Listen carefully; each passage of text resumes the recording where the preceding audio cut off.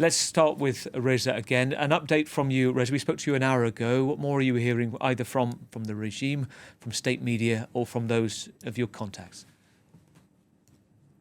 Yeah, it is 9:30 p.m. local time here in Tehran. Roughly 12 hours has passed here since the first wave of attacks took place at around 9:30 a.m. local time.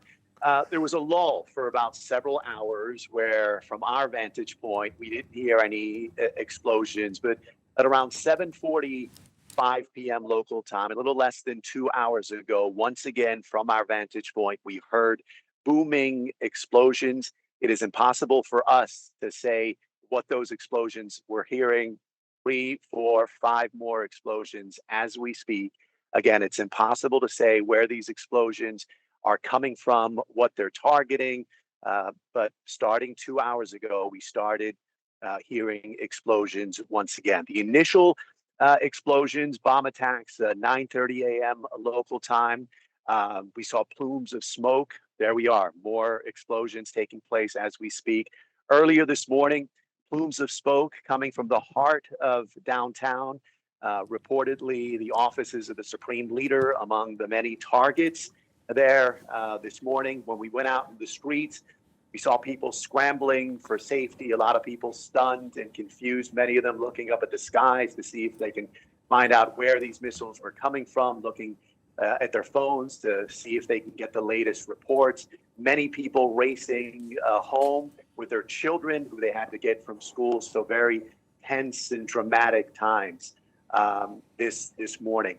We heard U.S. President Donald Trump moments ago in his address calling on Iranian people to come out in the streets and, quote, take their government. And I think a lot of people are eager, anxious to see if that develops. What we can tell you is that this hour, the streets are quiet. This is Saturday, the first day of the work week. Usually the streets are bustling.